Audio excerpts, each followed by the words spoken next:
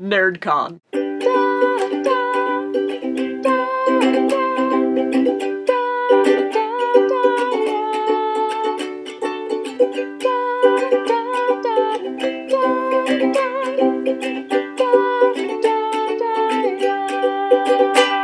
It was incredible. I met so many awesome people, attendees and artists alike. I heard so many news stories. I was part of so many news stories. I laughed a lot, cried a lot, and the women. Desiree Birch's every appearance was astounding. Sarah Mackey's Why Stories Matter was a beautiful speech about how all stories matter, which means your story matters, and my story matters. We matter. And while my story may not be worth more than anyone else's, it's still worth telling. Maureen Johnson is blessed with a deadpan humor that had us in stitches no matter what else was going on. Rainbow Rowell is sassy, especially when she's near John Green. Meg Bashwinner, Holly Black, Mary Robinette Cowell, and so many others were unbelievably inspiring. It is not just that there were so many of them. They weren't overrunning the convention either. In the program, there are 23 men and 23 women, so they were present. But they weren't just a token presence. Across the board, the women I saw were smart and funny. They shared honest opinions and interesting insights, and they clearly loved talking to and working with other women. None of that surprised me, but it's not something I found in a lot of the fiction I consume. So to spend 2 days immersed in it with all of the stories, that was something. And as for the events themselves, there were so many different things going on, from panels to games to speeches and songs to plays and poetry. And other than the general heading of stories, there wasn't really a specific theme. Although, during the ethics panel, Lev Grossman said, "Reading is a series of reactions. People will never find something in a story that wasn't already in themselves." And while I'm not totally sold on that as a universal truth, I do think it's true for me today. Because for me, NerdCon had a specific theme. One I heard over and over and over again. Do it. Tell your story. Make your art. It doesn't matter if it's bad. If you find a hole in the world or yourself,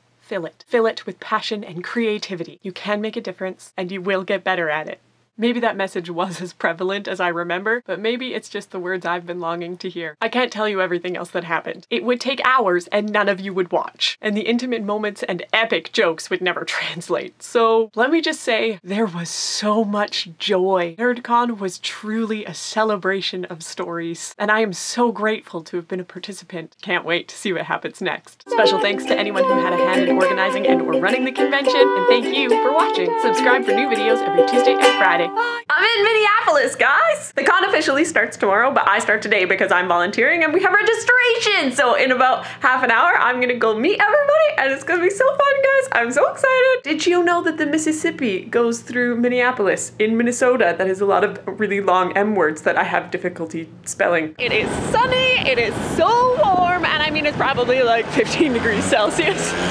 It's hard to tell when all of the signs are in Fahrenheit. That's a convention center! Today was a good day. There's a Facebook group for people who go to conventions by themselves, and so a bunch of us were we made up a party and we went and we got supper together and that was fun, and then there were a couple of us and we walked down to the Mississippi. Did you? Oh, we already had this conversation, but the Mississippi is apparently in Minneapolis, which I did not know. For some reason I thought it was down near Mississippi. Rivers apparently are longer than just their states. So tomorrow is tomorrow, and that'll happen. I'm at the Nerdfighter Q&A. There are so many people here. I don't know if there's anybody at any of the other panels. Good morning, it is day 2. So I went down and I bought breakfast. There's like a tiny little Starbucks thing. You can get a bagel or fruit or whatever. And then coffee at the bottom of the Hilton. On the main floor of the Hilton. And so I did that. And then Desiree from yesterday, who's leading one of the panels, she was there, and so I kept my cool and I calmly said hi, and I said I really appreciated your questions and all that kind of stuff, and I was quite proud of myself. And then we were talking, and then she went to go walk outside, but I'd already had it in my mind that my route was upstairs through the Skyway, and so I was sort of like kicking myself, like, oh, you could have walked the whole way with her. But then I got upstairs, and there was Pat Rothfuss, and I was like, Laura, if you don't say hi to Pat Rothfuss and tell him how much you love his books, you will regret it for the rest of your life. So I just said hi, and then he was just talking to me. And so we were talking a bit about the game thing from last night and all of that. And then Hank Green, who was ahead of us, came back and walked with us. So I was between Hank Green and Pat Rothfuss for the rest of the walk to the conference center. And we just talked about things. And I told Hank how I'm vlogging now. And we talked about stories, and